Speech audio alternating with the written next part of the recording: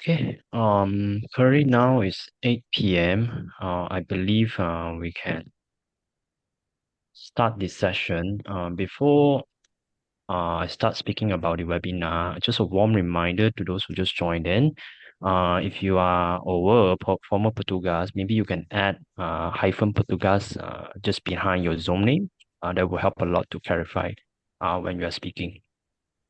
And for those who are in the Tindak Malaysia Tugas program, we'll be taking attendance anytime during the session. So just make sure you attend the session until it ends lah.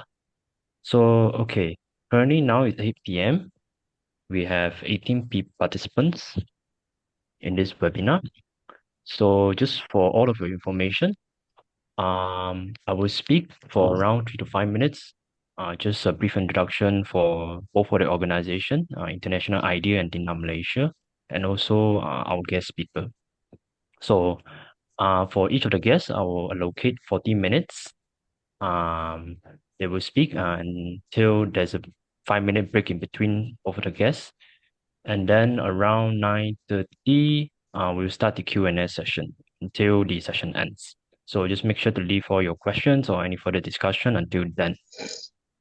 Okay, so I think I'll start. Let me just introduce first both of the organization. Tindak Malaysia was established in 2008 with a view to promote free and fair election through voter education.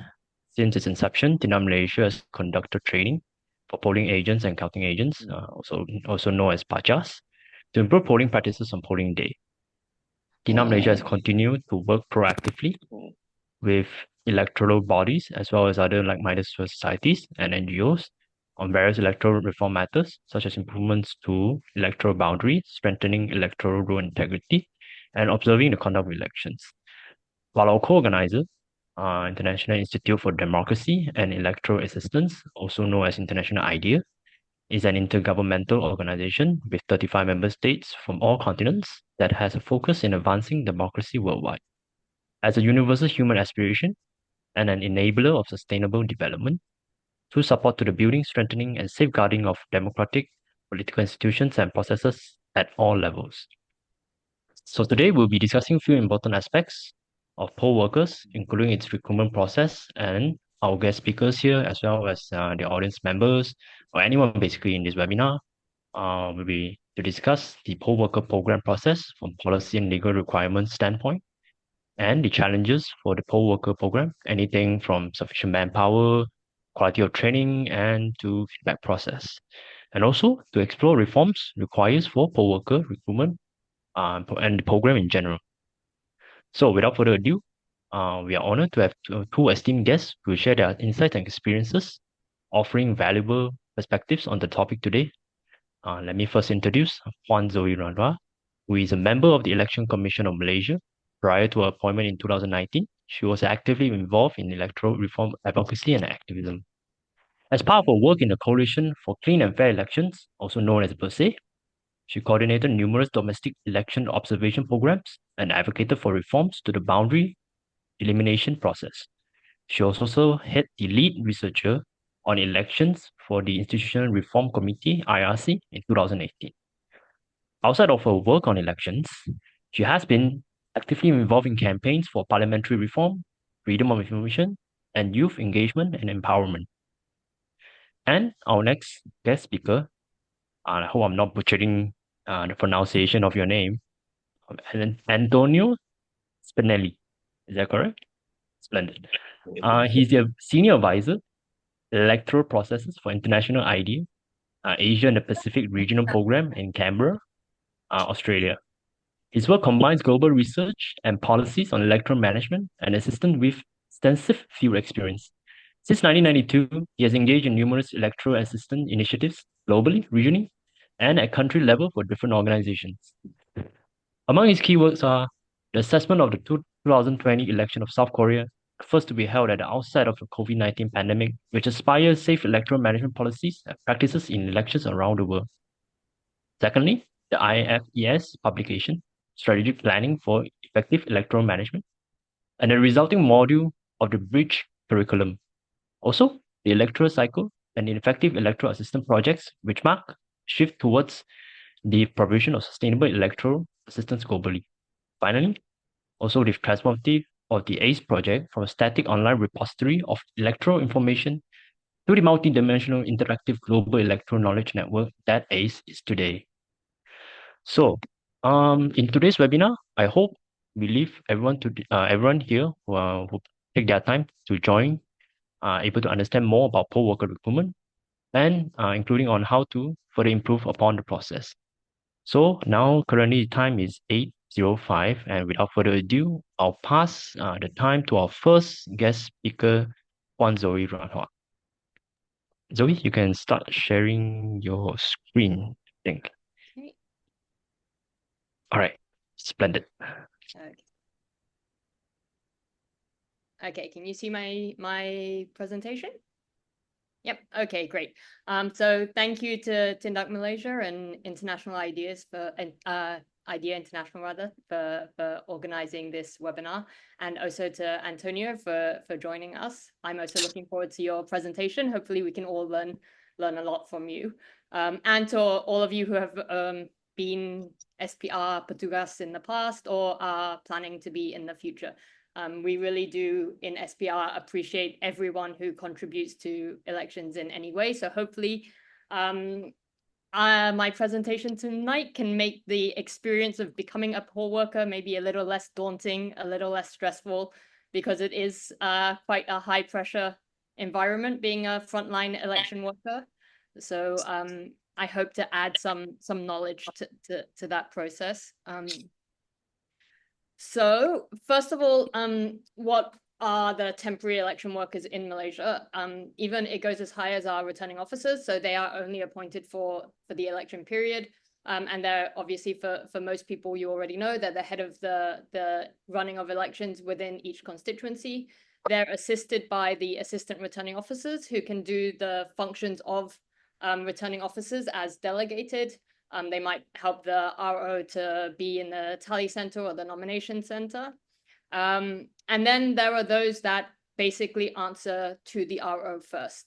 There are those, the PPKPR, the enforcement teams, the presiding officers, the KTM, the polling clerks, the RO office staff, sort of the polling station supervisors. But this is just a rough idea. There are actually about 21 categories, I think, of temporary election workers that SPR uses during election time. Okay.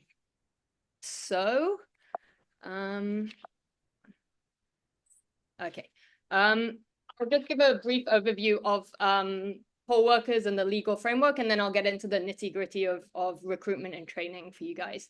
The numbers of poll workers that SPR has needed since 2008 till now naturally has gone up, but it has gone up quite a lot in terms of both due to the increase of voters from Undi 18 and automatic voter registration. When we have more voters, obviously we need more polling stations. More polling stations means we need more polling staff. So this recruitment drive by Tindak Malaysia is obviously really useful. Your time and effort obviously is definitely needed by SPR. And it also means that we have an opportunity to open more polling stations. If we have more available polling staff, it allows us to open more polling stations, which allows people to wait less time for voting. The whole process goes a lot smoother. Votes can be counted quicker. Basically, it's one of the key aspects of elections that everyone in the country experiences. People might not understand the other functions of SPR as well, the electoral roll, the delineation of constituencies, but when it comes to actual voting in your polling station on polling day, this is really where it matters. The KTM, the poll staff at the polling station, are really where the experience of the voters come in. So in GE15, we had almost 40,000 Saluran polling streams and almost 10,000 polling stations.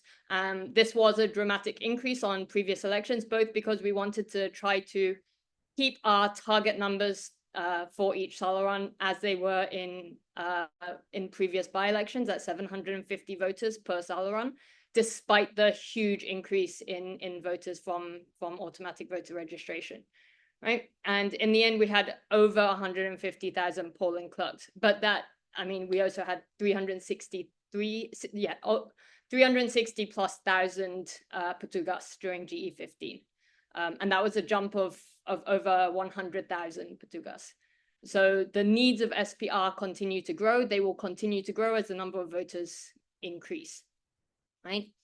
And I think also there's a lot of confusion of also during elections over who answers to who and who appoints who. So if I can give you a rough idea, so if you are a KTM, you know exactly who you report to, who controls you, and how you're appointed in the first place, how you can become KTM. So the federal constitution, obviously the mother of all laws, allows the election commission to appoint officers at with the permission of the YDPA, the Agong, the king for those overseas.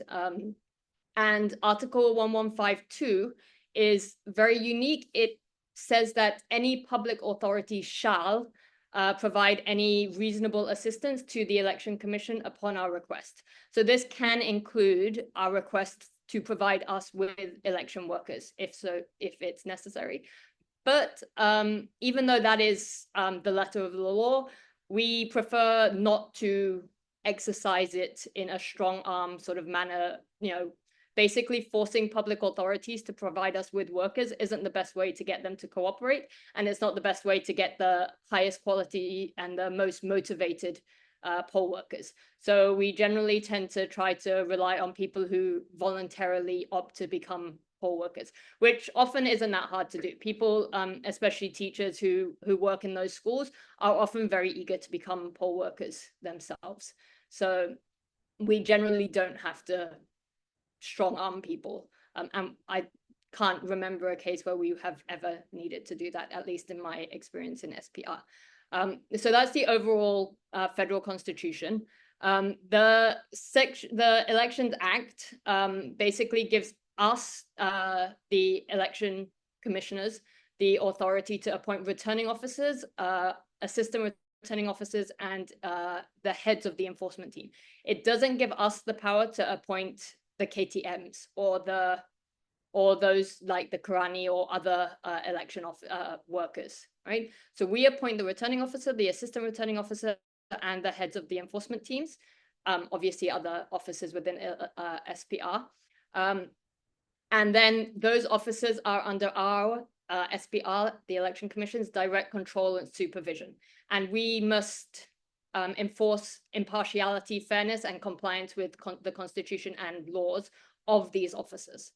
So we can give them directions over how to do their jobs, but basically they have discretion to then, under regulations 12 and 12A, appoint their own constituency team, as it were. All the presiding officers are appointed by the returning officers, and all of the other officers and staff that help out at polling stations are all appointed under regulation 12A of the Conduct of Elections regulations.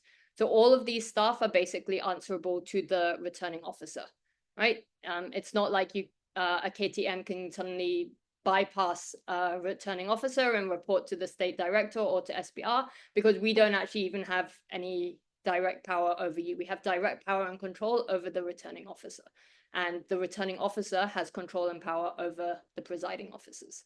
Okay, I hope that's clear. And SPR, the Election Commission, doesn't appoint the the presiding officers. That all comes from the returning officer and his discretion and power. Okay. So the recruitment process, how we currently basically put all of this in practice, at least since 2018, I believe, even before, the Election Academy, Academy Pilihan Raya, APR, has started to create a centralized database of experienced election workers to make the process of identifying the poll workers needed for, say, snap elections or by-elections and even general elections a lot easier. We know who's trained, we know who's experienced, and we can provide this list to returning officers. Obviously, you have to be a Malaysian citizen over 18 years old, And importantly, for anyone listening, you must not hold a position in a political party. While there's limited ways that SPR can actually check this, you do have to sign a form that declares that you're not holding a position in a political party. And obviously, if you are found to, then you will be removed from your position as a poll worker. Okay. You're allowed to be a member of a political party. You just can't hold a position within that party. Obviously, if we excluded all members of political parties from becoming poll workers, that would limit our pool considerably. So it's only you can't hold a position in the party, right? We also specifically mentioned that you have to have a desire for public service, and you shouldn't withdraw at the last minute. Obviously, this doesn't stop poll workers withdrawing at the last minute, which we will come into. And it's a criteria we take quite seriously. We try to make sure we find poll workers that we're not, that we're sure that we can, basically there are mechanisms that we can ensure they're not going to withdraw at the last minute. That specifically can apply to public servants a lot more than it can apply to private individuals who volunteer, because they can face more stringent disciplinary action from withdrawing as public servants than private individuals can, right? Which I'll go into in a bit. So we also encourage people to serve in the constituency where they vote, specifically in general elections or in state elections. We don't want people not voting if they're voting out, or if they have to send a postal vote from across the country. Say they go to Sabah or Sarawak and they're a poll worker there, and then they have to send their postal ballot vote back to Kelantan. We try not to have too many of those sort of situations. We encourage them to vote, to be election workers where they vote. It also means that if they're local to that area, they might understand the dynamics of voters there. They might speak their language better. They might understand the community better if they're a poll worker from their local community. So we encourage them to, if you are going to be a petugas in the future, basically it would be better if you serve somewhere that you are very familiar with and you vote there, right? And this is what I touched on when it came to the legal framework, but it is the duty of the returning officer to source their polling staff. Okay, so it is their discretion, and SPR does leave it up to the returning officer's discretion, because they're the ones that have to deal with the KTMs. It's better that they source people and recruit people that they believe they can work with. So some returning officers, and I think Tindak Malaysia has also had this experience in the past, some returning officers are very, very open to having outsiders or sort of non-public servants or people not from the community being KTM or polling staff. And others prefer to rely on more sort of easier channels if they can, through the local schools, the local education district office, and these sort of easier channels to get sort of a more organized system of poll workers. It also depends on the extent of poll workers needed. For example, obviously in Bangi in G15, the number of poll workers was extremely high. We had almost 1,000 Salaran, I think, in Bangi during G15.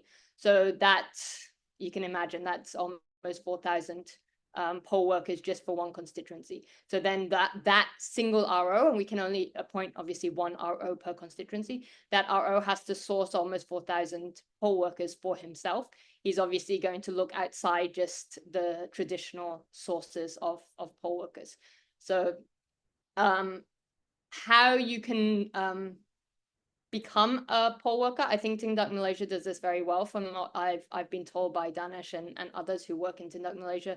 Having a good relationship and contacting the state directors. Normally the state directors will put you in contact with the returning officers, and the returning officers will let you know if they need people and where they need them and in what capacity they need them. So that's generally the system we have at the moment, especially for snap elections, by-elections and the like. Yeah. So I will go into the basics of training. But before I do, I want to stress that SPR has a ideal method of training poll workers. I think every EMB around the world struggles with the similar issues, especially those with the possibility of snap elections. And especially for us, we have federal and state elections, and then obviously we also have our by-elections. If there are snap elections, things change. We cannot have a clear, systematic way of training poll workers, if especially say there was a Sabah state election in 2020, which was very unexpected, and it was during COVID. We didn't have this sort of methodical system that I'm going to present here. Obviously, we do have a process in place, and I can touch on that about how we train poll workers in snap elections, but it isn't as systematic and as comprehensive as the process we plan for 2 years before the automatic end of the term of the Legislative Assembly or Parliament. So the High Impact Smart Training System, HIST, it was developed after GE14, after there were complaints of errors among poll workers. So training generally for this HIST program, we aim to start 2 years before the dissolution of the Parliament or Legislative Assembly. That's when this is when people start saying, oh, there's going to be an election anytime soon because SPR is training their election workers.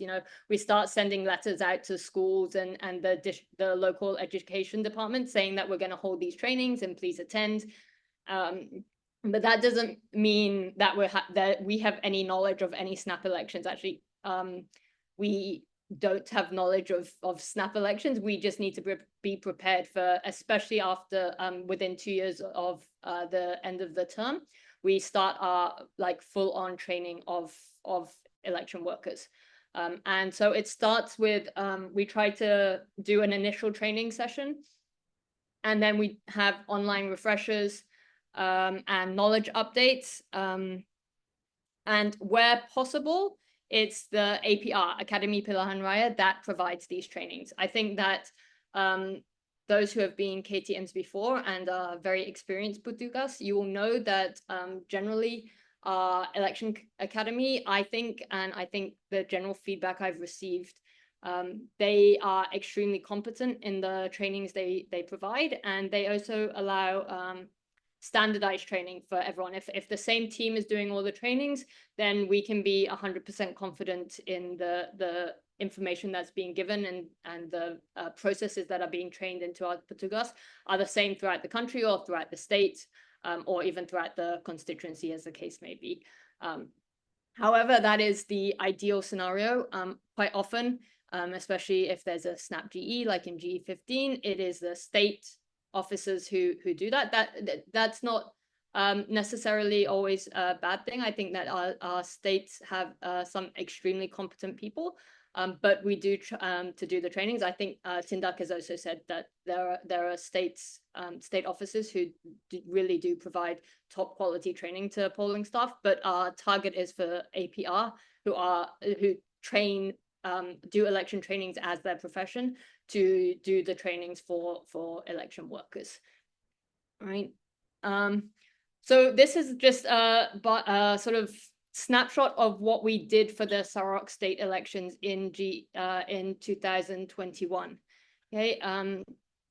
It was it was more like at that time in 2019, 2020, when we were preparing for the Sarawak state election, it was sort of the best case scenario that we haven't experienced since, because we had the years between the end of GE14 to prepare specifically for the Sarawak state elections. If you remember before GE15 and the sort of split of all the state elections, it was generally a federal election, and then you have the Sarawak state elections, then you have the federal elections again, and only the Sarawak state elections. So it was after GE14, our focus shifted to training for the Sarawak state elections in 2019. So that's when we developed this HIS KTM program, specifically a 2-year program to prepare poll workers for the upcoming state election. We had online applications. It was open to all eligible Malaysians over the age of 18. I went through the criteria earlier. And they had to pass an initial basic assessment. It's like simple arithmetic and the like. And then the main training, the big training that we did throughout I think it was in 2020 that we started the training, or 2019. It was this 13-hour module that involved theory and practical elements. It was either over 1 day or 2 days, preferably 2 days, but it depended on time and resources, obviously. And then after completing this initial main training of 13 hours, they receive accreditation and they get certification, and they go into our database of basically people who have done their initial training.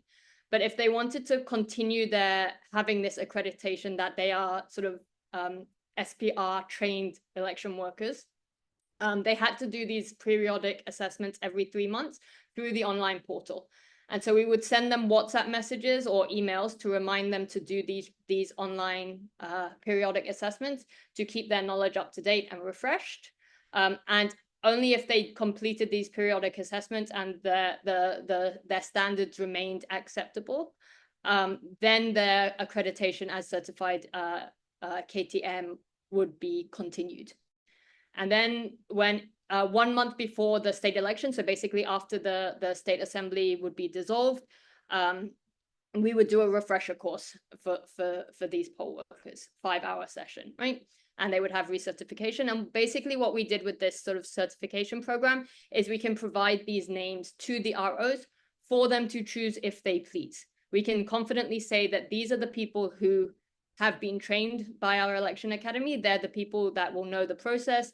If you want to choose them, you can choose them, but it still remains the discretion of the returning officers. Perhaps we didn't get around to training enough. They needed to source others. And so it's not always the case that people who went through this HIS KTM program are necessarily going to be the final Petugas on the day. But definitely for KTMs, we tried to make sure that they had gone through this training process, right? I just want to mention again, since the Sarawak state election, obviously we had Sabah, Malacca, Johor, then we had GE15, and we had the 6 state elections. So this HIS KTM training program hasn't necessarily been in place. Instead, what we do is when there has been election called, the returning officer will source potential KTM candidates, and our election academy or our state directors, depending on the scale of the election, will crisscross the state, if it's a state election, doing trainings by constituency or by zone to train our election workers that have been sourced within the 60-day period. Okay. Normally we will have tried to at least train them twice, but often if it's the snap election, especially for the less recent ones like the Sabah state election, they may only have received the initial 13-hour module training for that election. And I'll go into the challenges of this later. So I've gone through the main ongoing improvements. The biggest improvement, I think, since 2007, obviously this was a long time ago that the Election Academy APR was established. But what has been happening is that we've been able to better resource them. There's now, I think, about 40 officers working under the Election Academy. And they really are a team of highly competent officers that really know their stuff. They're professional trainers. They generally offer really high quality training to people. And it means with more officers, we can spread out more. We can make sure we cover a higher number of election workers coming up if there's a snap election or in preparation for an anticipated scheduled election. So as an ongoing improvement, obviously resources for our election academy is a huge issue. And we hope that we can continue to provide them with the resources necessary. I've gone through the HIS training process program and the virtual online training and education program. I'll show you our general online platform as well.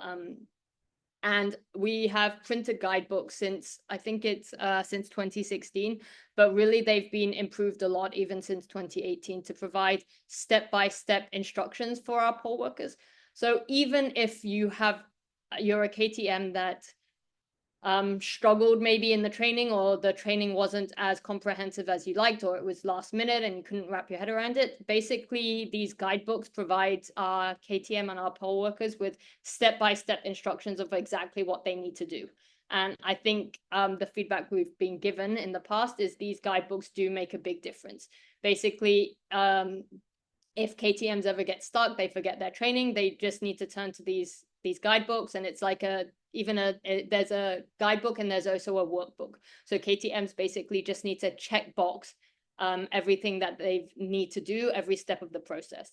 Because I'm sure those who have worked as KTM before, there are some critical moments, especially when it comes to counting the votes, that are seem minor and are a bit technical, but are extremely important to the running and the process and the integrity of the election results. Things like not putting the borang empat inside the ballot box, for instance, right? And allowing the election observers, the party observers, to sign the borang empat and things like that, right? So these are the things that are in the printed guidebooks that are available for if you're going to become a KTM. I'll show you now, actually, the website that we have, this is votereducation.spr.gov.my. So I encourage you all to remember that URL. And if you're interested in becoming KTM, if you've been KTM and you want to refresh your knowledge, basically all of our training materials are on this website. You can see all the slides for all the different poll workers that we have, the workbooks that we have, all the different laws. Obviously, for Petugas, the most important one is the Conduct of Elections Regulations, this one here, right?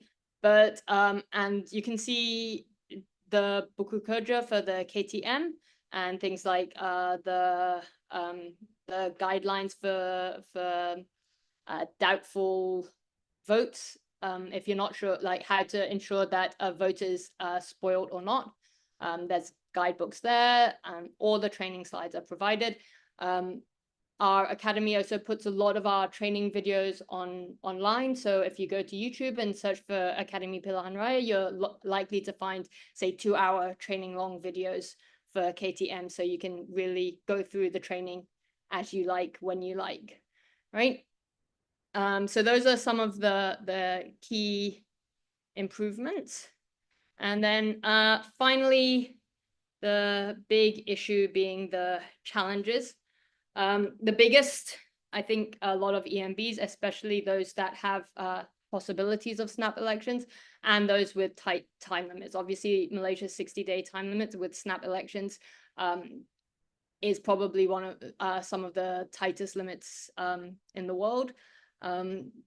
So as I mentioned, Sabah, Malacca, Johor, GE15, and during that 60 days, we basically, the RO, first we have to appoint the RO, and we have to have our Masyarat Khas to issue the writs, which takes a few days.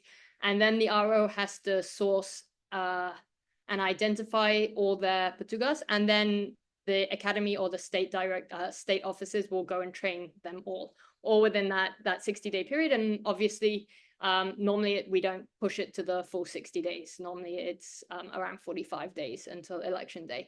And we try to have them trained before early voting and the issuance of all the postal votes. Well, at least identified, because if they need to apply as to be postal voters, if they're working on election day, we need to get their ballot papers out. So we need to source them very, very quickly, recruit them quickly, and then train them quickly. So these time pressures inevitably lead to issues with competency. I mean, there's no denying that, and I say it's a problem all over the world. One, election workers, KTMs, they're going to make mistakes. If you've been a KTM in the past, I'm sure you will have made a mistake here or there, or you will have understood those that have.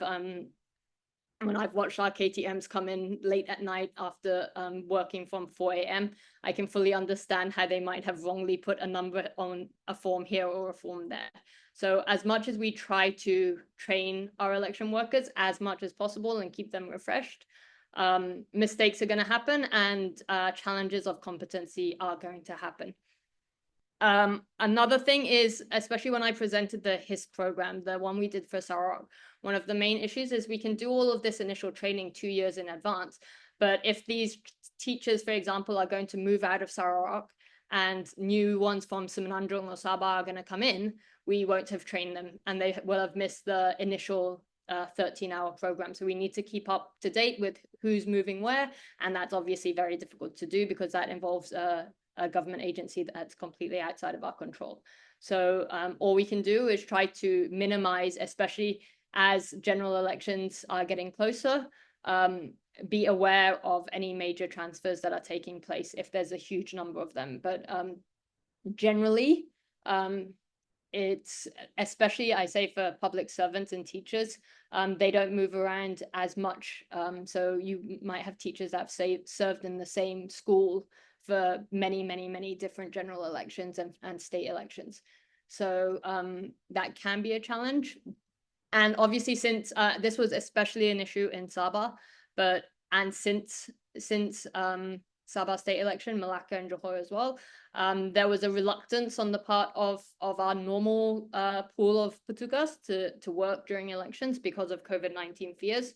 So that's when we had to have good relationships with the Ministry of Education and try to encourage people to come forward. And that's when we had to expand our pool, not just of your normal KTMs, but even for ROs. Because during the Sabah state election, for example, we needed to source, I want to say 73, 72 perhaps, ROs for the Sabah state election instead of our normal 25. And we really had to expand from outside the district office and your sort of local community public servants to being more creative with sourcing for poll workers. I mentioned the increased number of poll workers after AVR, and the issue there was especially the very high concentration of the need for poll workers in specific locations. So the increase of voters, it was, I mean, almost all constituencies increased in the number of voters after the amendments came in with Undi 18 and AVR, but it was also not equal countrywide. So certain constituencies in certain states, like Selangor, obviously, experienced astronomical increases in their voting populations. So it wasn't like we just needed an extra 100,000 poll workers. We needed an extra 100,000 poll workers, but the vast majority concentrated in a few areas like Selangor. So that was a big challenge, especially for the state officers that had to try to understand how many polling stations we needed to add, then locate the polling stations, and then source the poll workers for those extra polling stations that we needed to accommodate for the extra voters.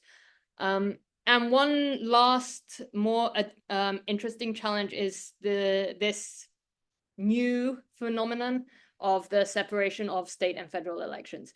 It's a challenge in the sense that we are calling on poll workers more regularly, so they may drop out more often, and it may be difficult to convince them to come back time and time again. But it actually, so far, it's actually been more of an opportunity, because what's happened is when poll workers are doing the job every 2 years instead of every 5 years, they are a lot more competent, a lot more experienced, a lot more confident.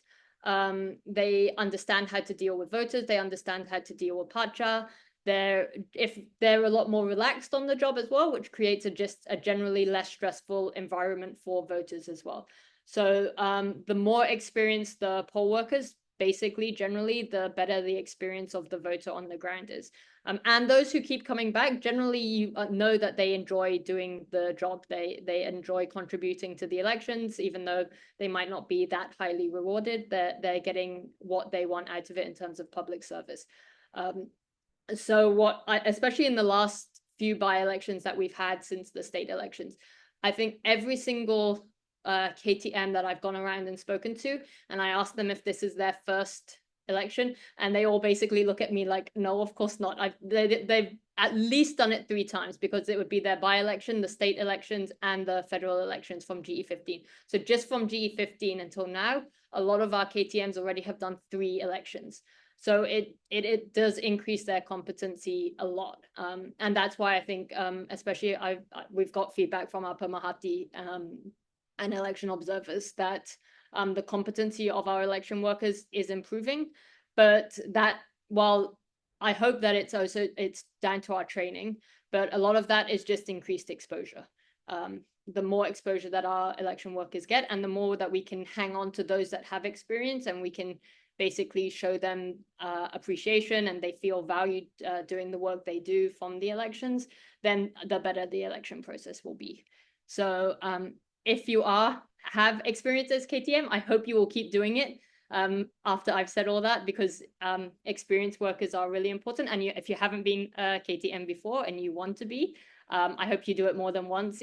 Despite the initial stress of the process, it gets easier the more you do it. So I will close with that. And I look forward to hearing Antonio's presentation as well. So. Okay. Thank you, Pon Zoe, for that very comprehensive and so insightful uh, perspective into the election process, especially coming from someone who's actually working in the election commission. I think that is valuable. Hopefully, those who join us also found it the same. So currently now is 8:41. We are slightly ahead of schedule. We'll take around 5 minutes break intermission. So everyone can just maybe if you haven't had your dinner, you can just have some light snacks, eat something, have a drink, go to the toilet. We'll be back around 8:46 or 8:47. So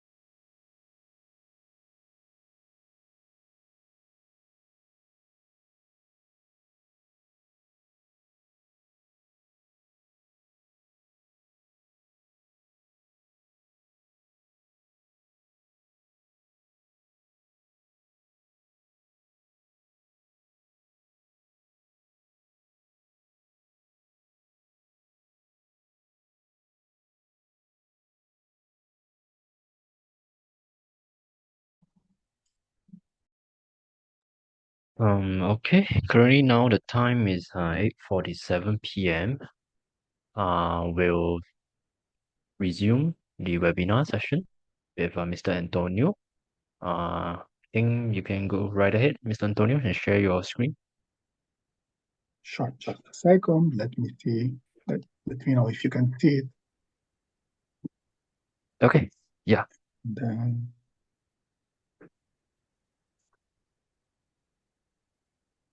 you have the full screen? Yeah. Looking good. Yes. All First, I right. would like to, sure, I'll go. Well, I would like to, first of all, to thank Zoe for the very, informative presentation. And also, it was interesting to see how several of the points that she made relate to what I'm about to several of the points I'm also about to make. Well, first of all, on behalf of International IDEA, I would like to thank Tindak Malaysia for the opportunity to participate in this event. But also, I'm very pleased to see that in addition to the audience participating from Malaysia, there are also present and former colleagues and also a bunch of old friends. So I'm glad also. I'm glad for the opportunity.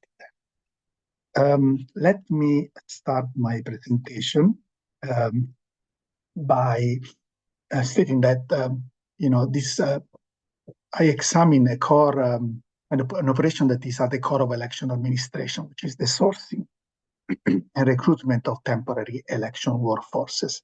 So are these the polling officials that are assigned at the polling stations every time voters are summoned to the polls. And despite being critical to guarantee election integrity, this operation is instead often underestimated and is regarded as a mere administrative routine that is secondary to other more visible and mostly more scrutinized legal, procedural, and operational components of an election. So in the next few minutes, I will cover three main points. So I will examine the critical role that temporary election workforces play in the accurate, professional, impartial, and timely and trusted delivery of an election. And second, I will identify the challenges that electoral management body as the SPR are increasingly encountering in sourcing, mobilizing, but also retaining their workforces that they cyclically require to deliver one election to the next. And third, we'll provide a set of actionable recommendations to improve the processes, the policies, and the practices that are used by EMBs to source and mobilize their workforces, and also to meet the challenges that the pace of time continuously brings to the fore in the accomplishment of such an important task. So if we start by with the first point, demonstrating why temporary workforces are critical to an EMB and to an election, is one of the main problems is that while this crucial operation is often overlooked, there are instead several reasons that indicate why the MBs should instead really carefully consider its effective administration. These reasons are that the main reason for this is that the extent to which an EMB manages to effectively mobilize or not its workforces is critical to determine the levels of integrity of the elections that will follow. In fact, depending on how effectively or ineffectively this operation is conducted, it could swing either way the administration of that election, and also affect the level of trust that electoral stakeholders have in its outcome. We have seen that elections nowadays are increasingly undermined by instances, I mean, real occurrences, or just allegations of fraud or lack of integrity. And so we need to be reminded that most of the electoral irregularities, violations, and fraud occur exactly where the temporary workforces operate, which is at the level of the polling stations. And those are also that are most easily picked by electoral observers. So temporary election or workforces often comprise volunteers, and therefore some of them may lack competence. We see, especially when the time for their mobilization is very compressed. They may lack experience, commitment, impartiality. They may lack a sense of ethics, personal integrity, and therefore they may not be qualified for a very complex role in which every single action of the public service they perform is exposed to intense scrutiny and also to strict legal and procedural compliance. And so these workforces must be mobilized swiftly in very large numbers, in the hundreds of thousands in some countries. They must be simultaneously deployed and dispersed nationwide, and very often remote areas. For this, for the EMB, may be very difficult to centrally monitor their work and also to closely assess and guarantee their optimal performance and procedural compliance of their work. So another factor to be considered is that once they are deployed out there in the field, they have very large margins of discretion, of opportunity, and also they have varying capacities to interpret and therefore to implement laws, policies, procedures, and operations. Therefore, the uniform and consistent upholding of election integrity may be very easily put at risk. And so this brings an important consideration that implies that even the most robustly designed of such laws, policies, procedures, and operations can easily go wrong at their very last stage, which is the stage of their implementation on the ground. And the experience, skill set, and remuneration of this vast army of election officials is also far from being uniform. And so this vast heterogeneity in the composition of the workforces and in their skills often leads to inconsistent performance, which frequently is a main cause for election integrity problems at the polls. And so additional complexities are that one election to the next, the responsibilities of these workforces not only have increased in complexity, but also their work has become more specialized. And not only that, but also their performance has been placed under greater expectations in their upholding at all times and without any exception of number of principles of transparency, impartiality, professionalism, and accountability. In other words, there are not many other jobs or public services have a similar level of complexity. The compliance of their actions with laws and regulations also is being more and more exposed to always growing levels of scrutiny and also to more stringent evaluation. And so when these workforces perform their functions effectively and in accordance with legislation, policy, procedures, and standards, they are hailed as the nation, the savior of the nation, of the democracy of the nation. They are hailed for the service that they render to the nation. But when otherwise they underperform, because they've been poorly trained, recruited lately, or there was a lack of materials, or any other, there were insufficient numbers. So they're instead publicly blamed for their poor or partisan or inadequate performance. So even if both the nature and the duration of their engagement is only brief and temporary election workforces provide much more than a mere public administration function. They serve as the frontline enforcers of election integrity for the EMB. In other words, they act as the public face of the EMB on election day. So they are the direct intermediary of the EMB with key stakeholders, parties, the voters, the observers, the media, etc.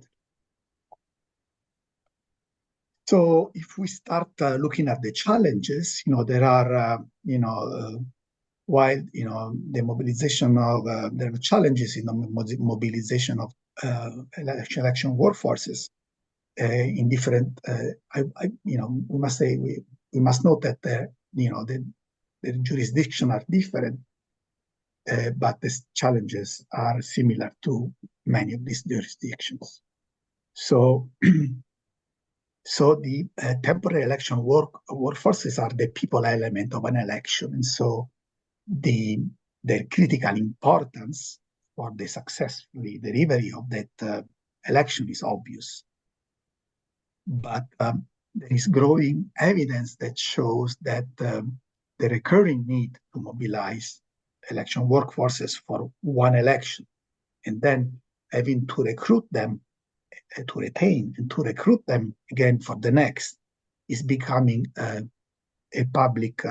pressing public administration and service delivering problem across the world, especially after the COVID-19 pandemic.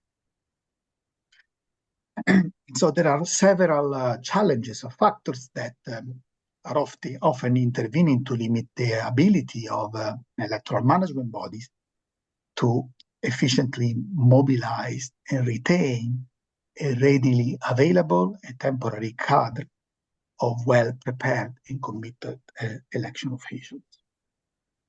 The first of such challenges are that the drawing pools from where these workers can be drawn are very limited. So electoral management bodies often remain anchored to securing their workforces from traditionally and sources that are legally mandated. So it could be either governmental agency, ministries, or education sector. But also these sourcing systems are static, and so most often they are normatively and procedurally regulated, so they cannot be very easily upscaled to meet evolving circumstances or crisis situations, sudden needs. And so the unsuitability of these drawing pools continues to limit the ability from electoral management bodies from expanding their sourcing pools and mobilize their temporary workforces more swiftly and with less burdens that they should encounter. Second challenging is that are the low monetary incentives.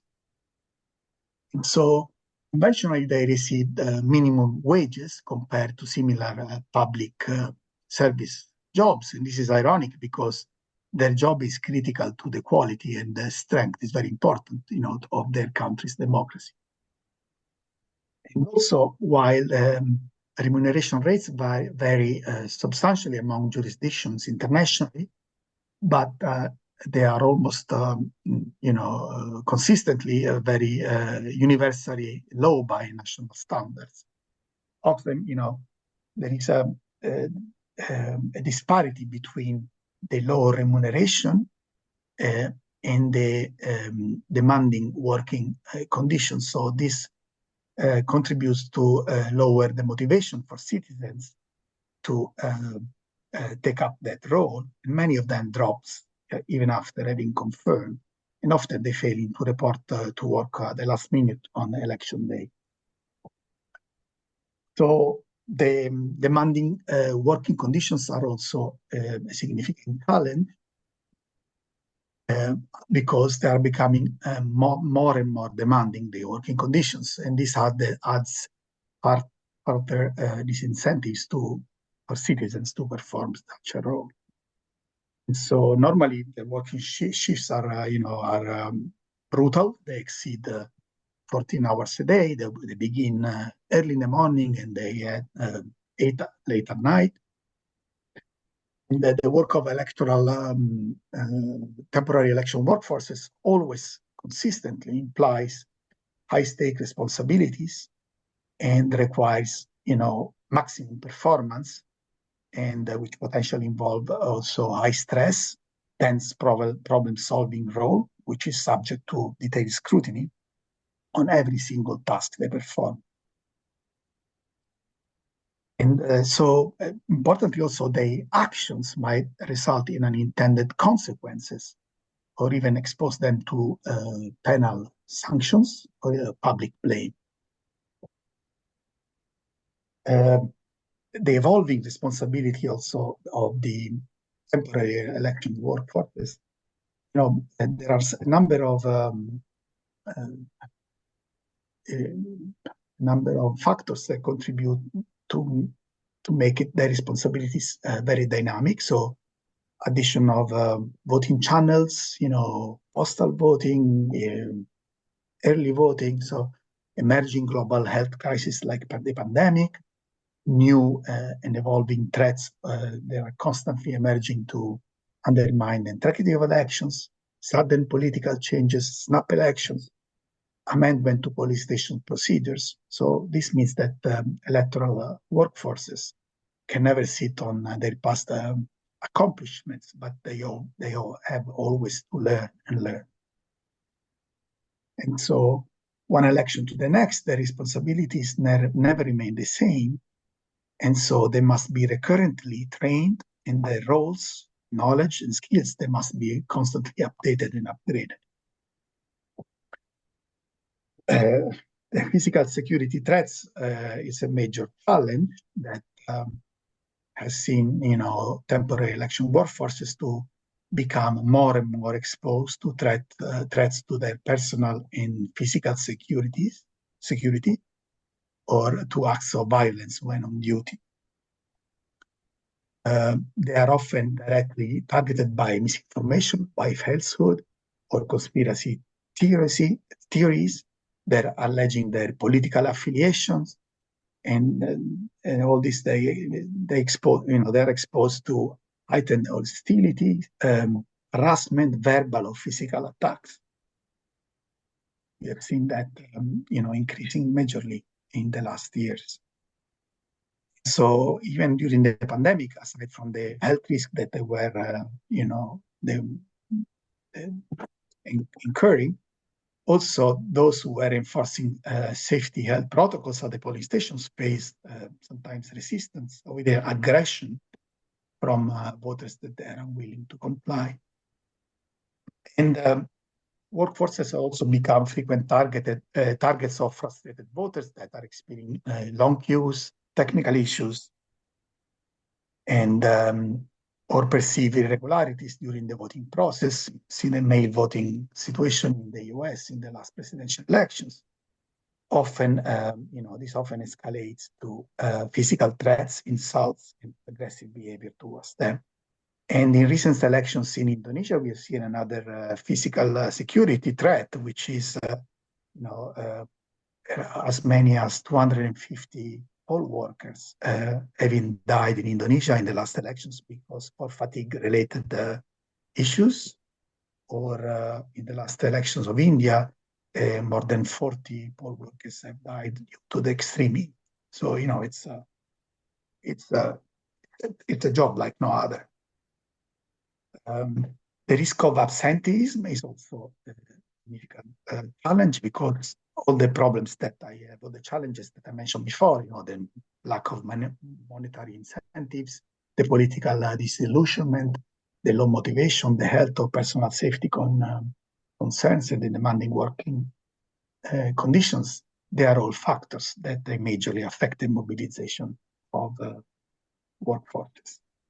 And so when election day comes, all these factors may have an impact on reducing the availability of workforces, and it may impact on the attendance of those who were already recruited and trained, but they decide not to turn up at the polling station at the last minute on election day. So when such unexpected no-shows happen, it may already be too late for the EMB to find sufficient and capable replacement in time. And so insufficient staffing at the police station is a very serious issue because can cause problems with performance, can cause long queues, procedural confusion, voting irregularities, and slow processing of voters, among many other issues. And then a major factor also is a loss of crucial know-how. For this absenteeism, last-minute dropouts, health or personal safety concerns, and lack of incentives to join temporary workforce may break the retention and the continuous engagement of even of the competent workforces that Zoe was mentioning before, one election to the next. And so this loss of election administration know-how is serious because it has to be built anew for every election, and this imposes a great burden on sourcing these workforces, recruiting and training them. And the quality versus quantity is also an important challenge because EMBs tend to focus their concerns about securing and mobilizing the required quantity of election workforces, but they are often distracted from also ensuring the quality of their performance. And so quantity is more salient because it's evident, the numbers, and it's much easier to assess and to address. In contrast, quality is harder to evaluate and therefore not as easily, frequently, or systematically. If we then move to look at the prospects from improvement, the first obviously would be an expansion of the workforce's sourcing pools. And so measures to expand the government sources. So civil servants is a very important source for temporary workforces because they can be easily mobilized. They tend to be civically minded. They are service-oriented. They are also professional in administrative roles and in following procedures. And most of all, they are also accustomed to interact with the public and provide a public service. A measure that could be considered could be also to lower the age limits, like 18 in Malaysia to 16 or 17 for citizens who serve as in the workforce, and so allowing young citizens to perform functions that at the polling station that do not involve supervisory roles. And there is a double advantage here. Not only you expose the youth to electoral processes, so they understand the nuts and bolts of an election, but also you engage them civically before they become voters. And this is done in several jurisdictions, like in the US, in Canada, in Germany. I think in municipal elections, in some countries, it's not too common and the rules vary, but also in Australia, in some states, and in Switzerland, in some cantons. An additional way to expand the sources would be to target education sectors where teachers could be mobilized, both active teachers and retired ones, and also students.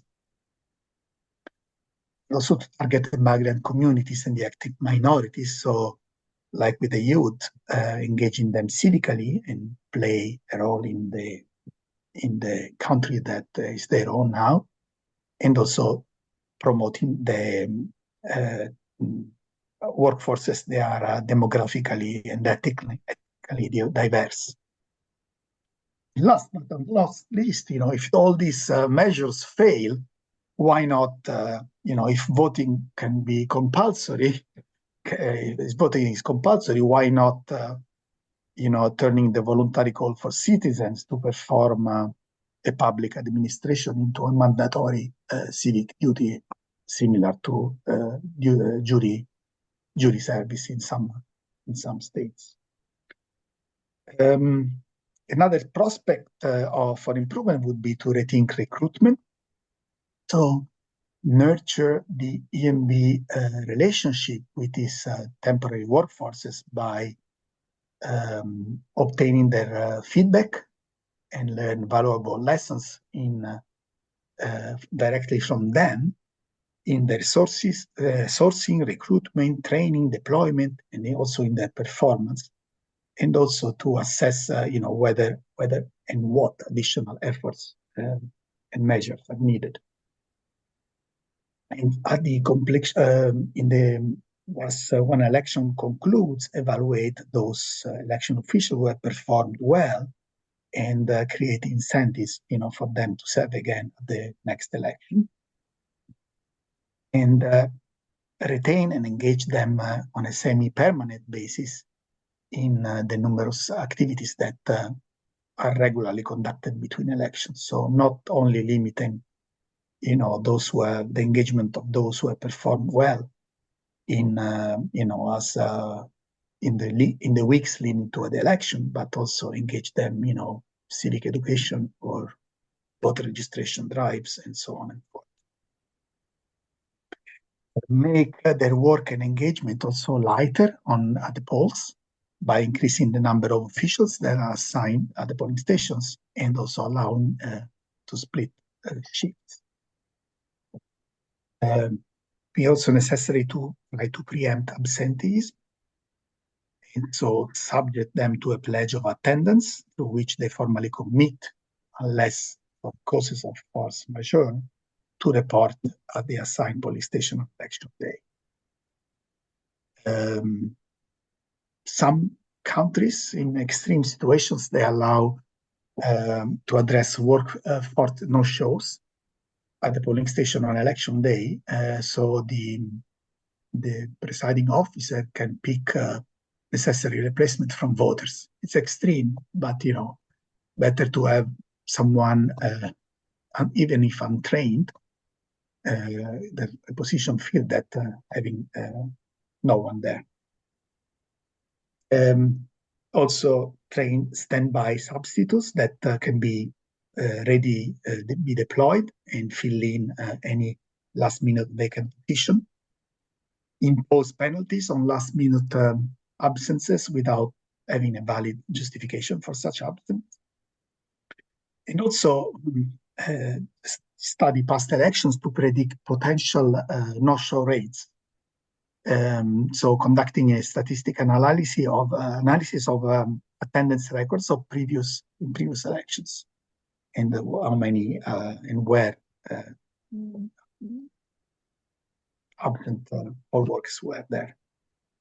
And so what is also important is also to emphasize commitment, motivation, and civic duty over financial remuneration as incentives to join as a temporary election official. Enhance public information is another measure. So run public information and recruiting campaigns, casting a very wide net, both covering traditional and non-traditional media, targeting specific demographics. And again, emphasizing compelling reasons that typically incentivize citizens to join temporary election workforces like civic duty, community service, social interaction with others, political engagement, patriotism, earning extra money, or making a new experience of supporting democracy in the country. Some countries, especially in North America, they sponsor what is called Adopt a Polling Place program.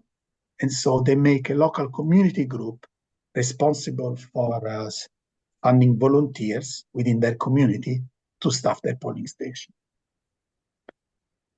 In part, training that works, that key, so much training to the trainees, tailoring sessions to their role, to the responsibilities, to the experience level, and to their diverse skill set. And so train the workforces to predict the various problems they may encounter on election day, for example, by simulating election day scenarios. What if this happens? What if that happens? And so all trainees can learn to perform. It's important they learn to perform beyond their role, not only within their role, but beyond. And also, not only to better understand where they fit in, but to replace others that they may not show up at the polls. So solicit feedback from about what worked and what did not in their training, and review the responses and implement changes in future training sessions. And so ensure safe workplace conditions. Not finished. So this would entail adopting measures to protect workforces from harassment, from violence, to hold perpetrators accountable for any attempts they make to harass, threaten, and to harm them. It also would require coordination of election administration and security operations, central and regional and local levels, and integrated decision-making on any security-related issues. Also establishing clear emergency response procedures that workforces must follow in instances of harassment and violence directed at them. Include a security and safety at the polls module in any training program that workforces must undergo prior to their deployment.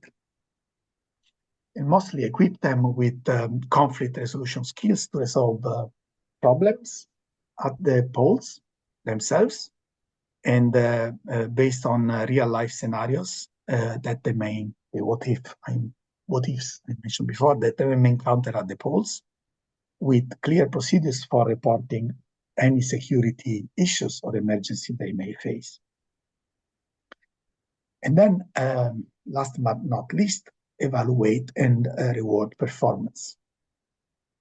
So create the data bank that Zoe mentioned before, a database, and also inclusive of a polling station performance assessment system that documents, that recognizes and rewards high performance, but also identifies areas of improvements and helps identify polling stations that are in need of more attention. And so again, engage the temporary election workforces in the evaluation of the elections, inviting their and soliciting, say, their honest end user feedback and their constructive criticism and any suggestions for improvement. And this, what will also be important to recognize the professional and consistent services that, the most, those who repeat, those who engage in more elections, and they do it in a competent way by presenting certificates to them and recognizing success stories and making them feeling appreciated. Last but not least, I have basically clustered, I have analyzed the constructs that are used by several jurisdictions to source and mobilize their temporary workforces, and I have clustered them into 5 models. The first one, I called it the dependent volunteer model. And so temporary workforces are recruited from among civic-minded volunteers. They are paid very little or just a symbolic amount for the service they are rendering at the polls. This is what is used in the United Kingdom. Then the civic duty model, it's the workforces are established by randomly drawing citizens from eligible voters, and then they are legally required to assume this job as part of the civic duties, what I was mentioning before, the jury service. And generally, for the service they render, they are not paid at all, or maybe a mere meal reimbursement fee. And this is the system. This is the construct used by Germany and Mexico. Then there is the so-called governmental model, where workforces are state employees who are randomly selected from various ministries and governmental agencies, and they are seconded to the electoral management body for the period required to run an election. And this is the model used by India. The fourth model is the political affiliation one, and they are sourced from political parties based on their political allegiance or membership, unlike Malaysia, and then are nominated to the MB. So basically, the idea of this construct is that they police each other. All the parties are represented and make sure that they watch one another. And it is used in Austria. And the fifth model is called hybrid one, and where part of the workforces are recruited on a volunteer basis. Others are nominated or appointed by the political parties. So it's a combination of some of the others, and they are used by Canada, South Africa, and the United States. I hope to be within time. Thank you for your attention.